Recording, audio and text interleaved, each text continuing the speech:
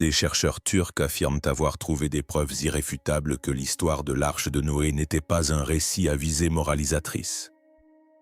Il y a des milliers d'années, on racontait que l'Arche de Noé avait dérivé sur un monde submergé par les eaux, emportant avec elle le dernier souffle de vie lors du déluge. La plupart des gens pensaient qu'il ne s'agissait que d'une vieille légende, jusqu'au jour où, au cœur des montagnes enneigées de l'est de la Turquie, des chercheurs découvrirent un étrange monticule en forme de navire, correspondant parfaitement au lieu décrit dans la Bible. Et lorsque les technologies de numérisation modernes ont été appliquées, des signaux inhabituels ont commencé à apparaître sous les couches de terre et de pierre, révélant un mystère susceptible de changer la façon dont l'humanité comprend sa propre histoire. Tout a commencé par une simple photographie, celle qui allait changer la perception du monde sur une légende ancestrale. Au-dessus des sommets enneigés de l'est de la Turquie, un avion militaire effectuait sa mission de cartographie habituelle. L'équipage ne s'attendait à rien d'inhabituel ce jour-là jusqu'à ce qu'un officier remarque une forme étrange se dessiner en contrebas. Ce n'était ni une ombre ni une vallée. C'était une longue silhouette incurvée creusée dans la terre s'étendant sur près de 160 mètres de la taille d'un immense navire échoué. L'officier s'appelait İlhan Durupinar, capitaine de l'armée de l'air turque. Il nota les coordonnées, jeta un autre coup d'œil et sentit un frisson le parcourir. La forme se situait non loin du mont Ararat, la montagne même où, selon la Bible, l'arche de Noé s'est échouée après le déluge. Lorsque les photographies parvinrent à Ankara, les militaires les partagèrent avec les géographes locaux et l'histoire se répandit rapidement dans le public. En 1960, les journaux européens ne parlaient que d'une seule chose. L'arche de Noé a-t-elle été retrouvée? La BBC et National Geographic ont couvert l'événement, tandis que le magazine Life a publié la désormais célèbre photo aérienne qui a suscité une fascination mondiale. Des personnes de toutes confessions et de tous horizons se tournèrent vers loin, vers la Turquie avec une curiosité renouvelée. S'agissait-il d'un miracle ou d'un simple caprice de la nature? Scientifiques et croyants accoururent pour observer le site qui allait devenir la formation de Durupanar. Elle se situait dans une vallée reculée façonnée par des tremblements de terre et des glissements de terrain, une région où la géologie jouait souvent des tours à l'œil humain. Pour certains, le contour incurvé paraissait trop parfait pour être naturel. Pour d'autres, il ne s'agissait que d'une coïncidence, d'une illusion sculptée par l'érosion et le temps. Dans les années 1980, l'explorateur américain Ron Wyatt arriva avec ses propres théories. Il affirma avoir découvert du bois pétrifié d'anciens rivets et des traces de métal enfouies dans la structure. Ces annonces ravivèrent la fascination du monde entier, présentant Durupanar comme un possible lieu de repos de l'arche. Mais la communauté scientifique n'était pas convaincue. Des géologues ont examiné ces photos et ces échantillons, concluant que les matériaux étaient des formations rocheuses naturelles et non les vestiges d'un ancien navire. Malgré tout, la découverte de Wyatt alimenta des décennies de débats, s'attirant des foules de pèlerins, de journalistes et de chercheurs sur ce versant isolé de la montagne. Ce que le capitaine Durupanar avait jadis aperçu du ciel était devenu un champ de bataille entre la foi et la science, une question à laquelle personne ne pouvait répondre avec certitude. Et pourtant, avec le temps, la formation refusait de sombrer dans l'oubli. Elle demeurait silencieuse, à demi enfouie sous la terre et le mystère, comme si elle protégeait quelque chose d'encore inconnu sous sa surface. Si la photo n'était qu'un début, qu'adviendrait-il lorsque la science explorerait enfin les profondeurs du sol? Pendant des décennies, le site de Durupanar est resté silencieux, attendant le retour de la science. Après la première vague d'enthousiasme, beaucoup ont considéré cette découverte comme une formation naturelle. Mais en 2021, une nouvelle génération de chercheurs a décidé de s'y intéresser de nouveau. Cette fois-ci grâce à une technologie bien plus performante que celle que l'œil humain peut percevoir. Une équipe conjointe de l'université Agri Ibrahim Tan, de l'université technique d'Istanbul et de l'université Andrews aux États-Unis a lancé ce qu'ils ont appelé le projet de recherche sur le mont Ararat et l'arche de Noé. Leur objectif était simple mais ambitieux, déterminer si la mystérieuse forme enfouie sous terre était simplement de la roche ou une construction humaine vieille de plusieurs milliers d'années. Au lieu de pelles et de pioches, ils ont utilisé des capteurs, des radars et des systèmes d'imagerie numérique. La première étape consistait à utiliser un géoradar GPR, un outil qui envoie des ondes électromagnétiques profondément dans le sol. Chaque onde est réfléchie différemment selon ce qu'elle rencontre, de la pierre, du métal ou le vide. Cela a permis aux scientifiques de construire une carte tridimensionnelle de ce qui se trouvait sous terre sans creuser un seul pouce. Parallèlement, ils ont utilisé l'imagerie par résistivité électrique, une méthode qui mesure la façon dont l'électricité circule dans le sol. Certains matériaux comme le métal ou le bois résistent au courant de manière unique, créant des motifs qui suggèrent la présence de structures enfouies. Lorsque les données ont commencé à se charger sur leurs écrans, les contours ont stupéfié tout le monde. Sous la surface, ils découvrirent de longues lignes parallèles disposées côte à côte, presque comme des planches agencées avec précision. Il y avait des cavités rectangulaires, des zones stratifiées, et même un couloir central de plus de 70 mètres de long, dimension étrangement proche de celle de l'arche décrite dans la Genèse. Un instant, on crut que la science avait enfin rattrapé la légende. Pourtant, comme toujours, les résultats divisèrent la communauté scientifique en deux. Tandis que certains chercheurs interprétaient les données comme fortement évocatrices d'une structure artificielle, les géologues soutenaient que la nature pouvait produire le même effet. Ils ont évoqué d'anciennes coulées de boue, de la lave figée et une compression tectonique susceptible de plier les sédiments en des formes évoquant des architectures. Le docteur Nazi Görer, géologue turc réputé, a souligné que l'histoire sismique violente de la région crée souvent des pseudostructures qui trompent même les instruments les plus sophistiqués. D'autres ont soulevé une préoccupation différente. Aucune de ces données n'avait encore été publiée dans une revue internationale à comité de lecture. Sans cette étape, les résultats demeuraient dans ce que les scientifiques appellent la zone grise entre découverte et spéculation. Pourtant, pour les croyants, ces images suffisaient. Les autorités locales ont même entrepris des démarches pour protéger le site, le qualifiant de patrimoine à la fois religieux et scientifique. L'imagerie satellitaire a confirmé que la forme extérieure de la formation restait intacte malgré l'érosion, et des anomalies souterraines continuaient d'apparaître à chaque nouveau relevé. C'était comme si quelque chose enfoui sous le sol cherchait à être découvert. Pour les sceptiques, la réponse se trouvait dans la géologie. Pour d'autres, la réponse se trouvait dans l'histoire. Mais une question planait sur tous les débats: si ces motifs sont véritablement naturels, pourquoi correspondent-ils aux dimensions d'un ancien navire décrit?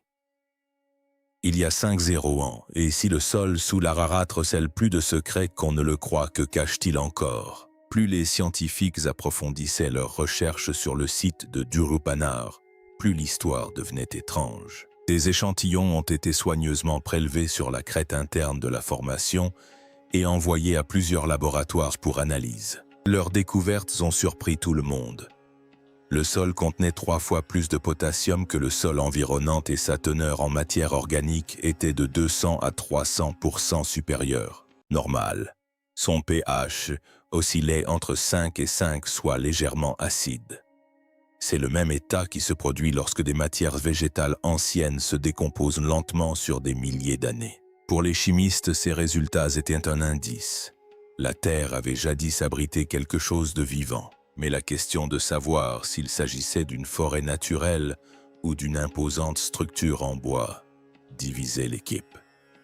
Au laboratoire de recherche de National Geographic, des experts ont introduit le terme de mémoire chimique pour désigner ce mystère. Ils ont décrit ce phénomène comme la capacité du sol à conserver des traces de matériaux disparus depuis longtemps, presque comme une empreinte digitale laissée par le temps.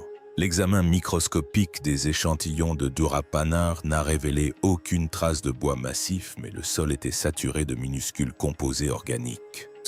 Ces fragments portaient des marqueurs chimiques similaires à la cellulose, le principal composant du bois, mais aucune trace de la structure originale n'a subsisté. La datation par isotope du carbone a permis d'estimer l'âge de ces composés à environ 400-800 ans, un chiffre qui correspond étrangement à la période que beaucoup associent au déluge. Cependant, la science se contente rarement des coïncidences. Certains chercheurs ont avancé que la forte teneur en matière organique pourrait tout simplement provenir d'une végétation ancienne enfouie sous des glissements de terrain ou des cendres volcaniques. La région d'Ararat, réputée pour ses sols fertiles et ses inondations saisonnières, pourrait facilement piéger des débris végétaux qui, au fil des millénaires, imiteraient la signature du bois décomposé.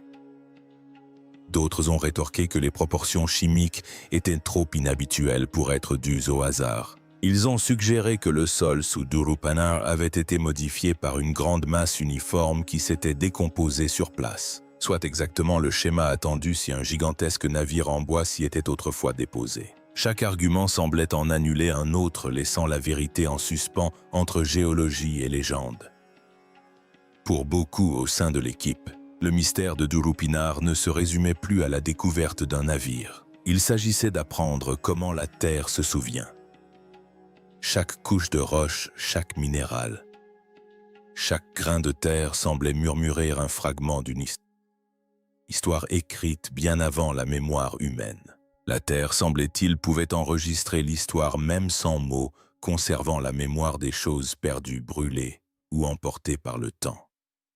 Debout sur ce plateau froid et balayé par les vents, on ne pouvait s'empêcher de se demander si le sol lui-même essayait de nous dire ce qui s'était réellement passé ici il y a 50 ans. Et si la Terre conserve encore les traces d'un monde disparu, qu'en est-il de l'eau qui la recouvrait?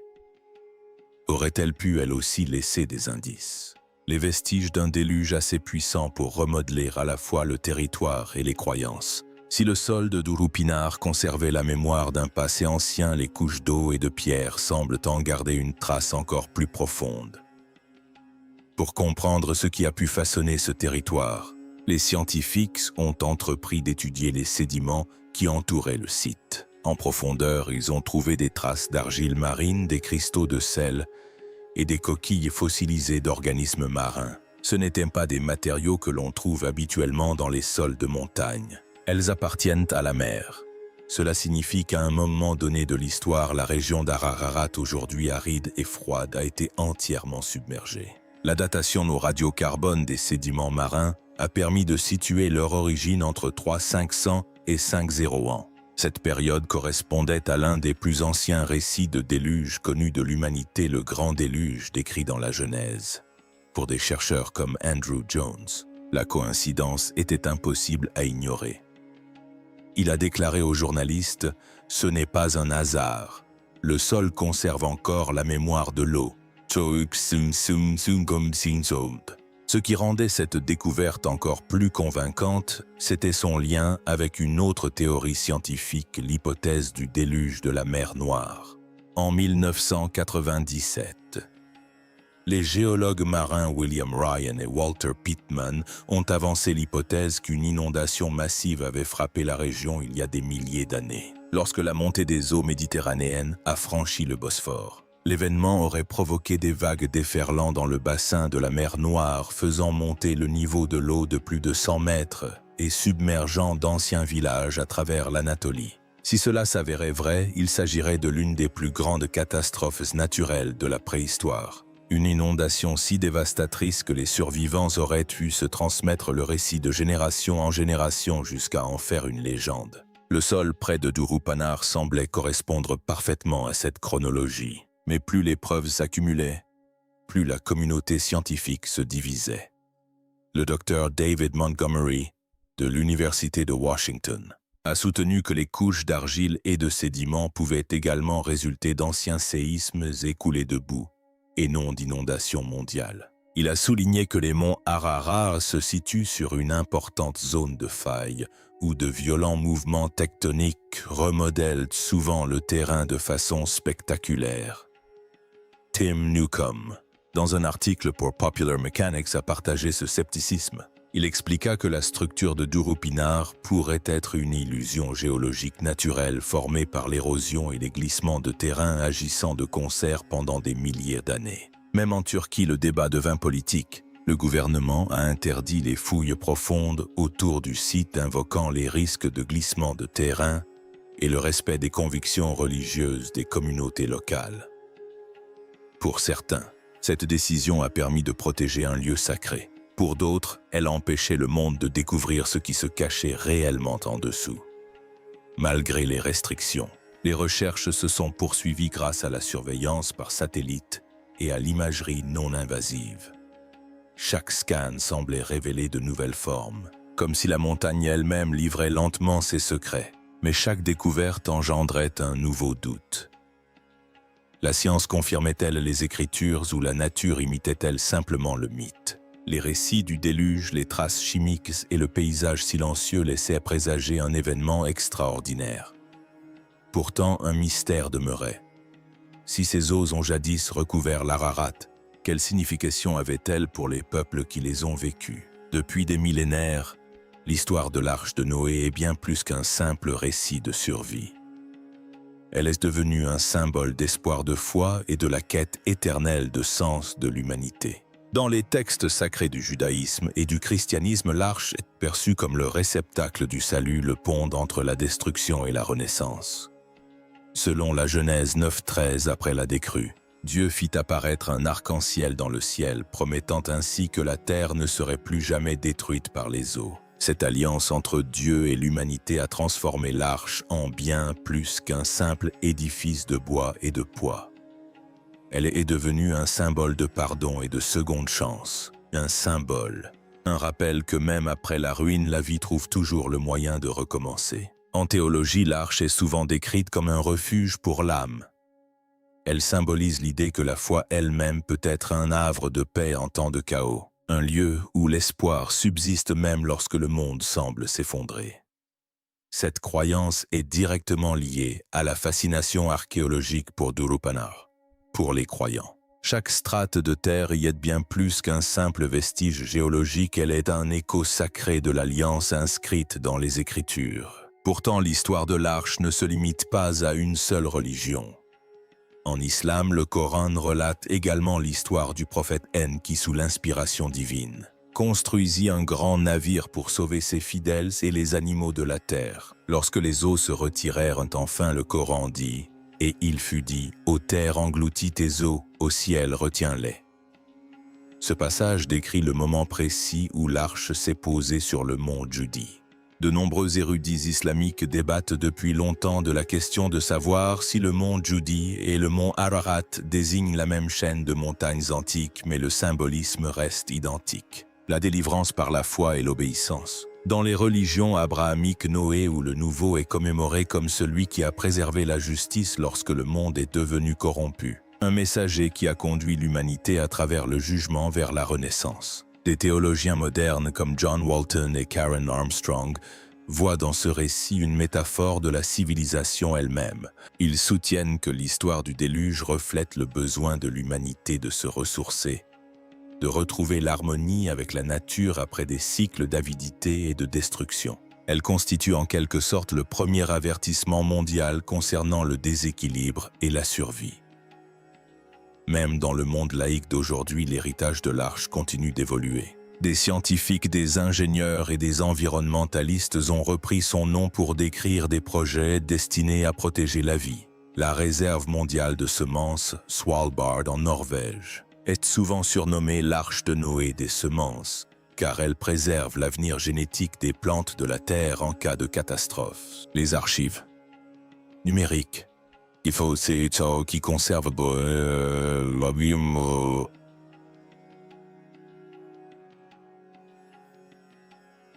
Les documents culturels et les génomes des espèces sont considérés comme l'arc numérique de l'humanité.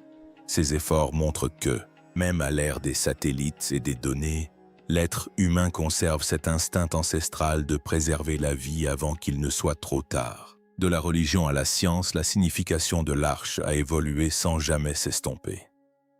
Elle est devenue à la fois une leçon morale et une métaphore scientifique, nous rappelant que la survie ne se résume pas à construire des digues contre le déluge, mais aussi à comprendre ce qu'il faut sauver lorsqu'il survient. Bien avant que l'histoire de Noé ne soit écrite, d'autres cultures, avait déjà parlé d'un grand déluge qui a anéanti le monde, à travers les continents et les siècles. Plus de 250 récits de déluge ont été enregistrés. De la Mésopotamie à la Chine, des îles du Pacifique aux Amériques. Chacune de ces épopées raconte l'histoire d'un monde englouti par les eaux et de quelques survivants élus qui ont reconstruit la vie à partir de rien. La plus célèbre d'entre elles est l'épopée de Gilgamesh écrite vers 2100 avant notre ère dans l'ancienne Mésopotamie. On y suit un homme nommé Utnapishtim, averti par les dieux de l'imminence d'un déluge. Il construit un immense bateau le rempli d'animaux et de sa famille et survit à la tempête qui détruit tout le reste. Lorsque les eaux se retirent, son embarcation repose sur une montagne. Un détail qui fait écho au récit de la Genèse. Les parallèles sont frappants. L'avertissement divin, les animaux, le déluge et la montagne du salut. Les érudits pensent que la version hébraïque pourrait avoir évolué à partir de ce récit samaritain plus ancien, remanié pour correspondre aux valeurs morales de son époque. Mais le schéma ne s'arrête pas là. Dans la mythologie grecque, les dieux envoient un déluge pour anéantir l'humanité. Seuls 2 hommes, Deucalion et Pyrrha, survivent en construisant une petite embarcation semblable à une arche. Dans les textes hindous, le dieu Vishnu avertit un homme nommé Manu d'un déluge imminent et lui ordonne de construire un bateau pour préserver tous les êtres vivants. Dans les traditions amérindiennes des tribus du nord-ouest du Pacifique jusqu'en Amérique du Sud, racontent des inondations massives provoquées par les esprits, forçant les survivants à fuir vers les hautes montagnes ou à construire des radeaux. Même dans les récits du temps du rêve aborigène d'Australie, on dit que la terre a été jadis inondée sous des pluies incessantes. Les détails changent, mais le message demeure. L'humanité se souvient de l'eau comme à la fois destructrice et source de vie. Pour les anthropologues, ces récits sont plus que des mythes. Ce sont des mémoires partagées. Le docteur Adrian Meyer de l'université de Stanford explique que les anciens mythes sur les inondations pourraient avoir pour origine des témoignages oculaires de véritables catastrophes environnementales. La montée des mers après la dernière période glaciaire. Les tsunamis massifs ou l'effondrement des glaciers auraient tous pu inspirer des récits qui se sont répandus et ont évolué au fil du temps. Le c'est un est programmé pour transformer les traumatismes en récits. Et ces récits survivent bien plus longtemps que ceux qui les racontent. Ainsi, chaque mythe du déluge devient une capsule temporelle renfermant des fragments de vérité enveloppés de foi et d'imagination. Aujourd'hui, lorsque les scientifiques étudient le site de Durupanar, ils ne se contentent pas d'analyser le sol. Ils interrogent la mémoire elle-même. Y a-t-il réellement eu un seul déluge à l'origine de tous ces récits? Ou l'humanité a-t-elle simplement éprouvé la même peur, la même terreur de tout perdre face à la nature encore et encore? Les échos de cette peur résonnent encore en nous. Des catastrophes climatiques modernes à la montée des eaux, nous continuons de raconter la même histoire de survie sous des noms différents. C'est peut-être pour cela que la légende de l'Arche de Noé a traversé les siècles plus longtemps que n'importe quel empire ou royaume. Elle évoque quelque chose d'intemporel, notre instinct de protéger la vie quand le monde commence à s'effondrer. Et c'est peut-être aussi pour cela que même aujourd'hui, des gens gravissent encore les pentes glacées de l'Ararat en quête de réponses. Ils ne cherchent pas seulement un navire enfoui dans la pierre. Ils cherchent la preuve que le récit le plus ancien de l'humanité ne concernait pas seulement le passé, mais aussi un avertissement pour l'avenir. Aujourd'hui, les pentes paisibles du Durupinar n'appartiennent plus seulement aux scientifiques ou aux croyants. Elles sont devenues un lieu où se rencontrent de la foi, l'histoire et la curiosité. Le gouvernement turc a officiellement reconnu le site comme zone archéologique protégée, le préservant ainsi au sein du parc national d'Aur. Autrefois un coin reculé et accidenté. Durupinar fait désormais partie d'un itinéraire touristique en plein essor qui attire des milliers de visiteurs chaque année. Pour les habitants, c'est à la fois un lieu sacré et une nouvelle source de revenus.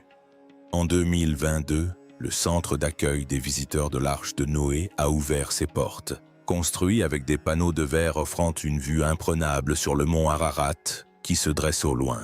À l'intérieur, les visiteurs peuvent explorer des maquettes de l'arche, des échantillons de sol prélevés sur le site et des images radar révélant les formes étranges cachées sous terre. Des expositions interactives permettent aux visiteurs de scanner virtuellement la Terre, en suivant les mêmes cartes numériques que celles utilisées par les équipes de recherche. Cette expérience allie science et narration, invitant les visiteurs à remettre en question leurs croyances, tout en surplombant le terrain réel qui a inspiré l'une des plus anciennes légendes de l'humanité. À l'extérieur du centre, un sentier récemment aménagé mène au point de vue sur l'Ararat, un belvédère idéal pour admirer le lever du soleil sur la chaîne de montagnes.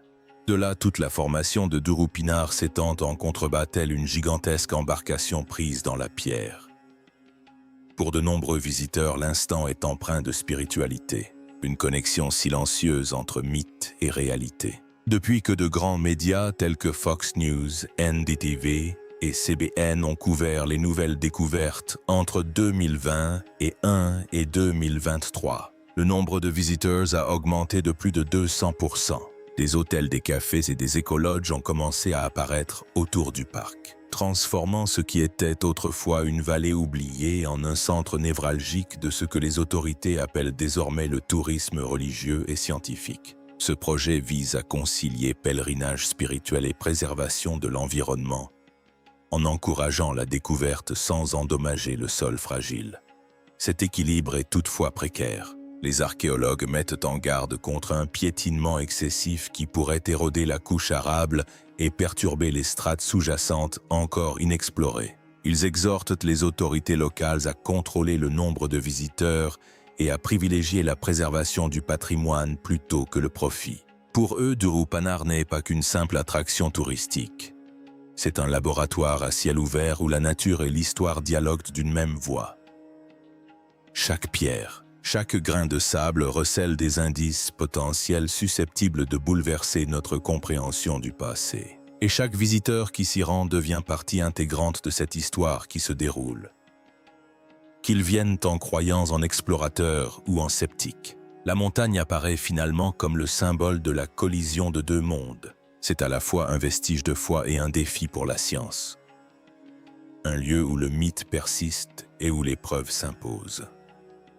Niché dans les montagnes de l'est de la Turquie, le mystère de Durupanar continue d'estomper la frontière entre légende et réalité. Pour certains, c'est le lieu de repos de l'arche de Noé, une relique divine préservée dans la pierre. Pour d'autres, c'est une merveille géologique façonnée par le temps et la nature, mais sous la terre se cachent des choses étranges qui restent à expliquer. Avec le développement de la science, l'humanité aspire à explorer l'histoire pour mieux comprendre le vécu des anciens. Cela satisfait non seulement la curiosité, mais permet aussi de tirer de nombreux enseignements du passé et de construire un avenir meilleur. Si vous avez l'occasion de visiter la Turquie, je pense que vous devriez au moins faire un tour au mont Ararat.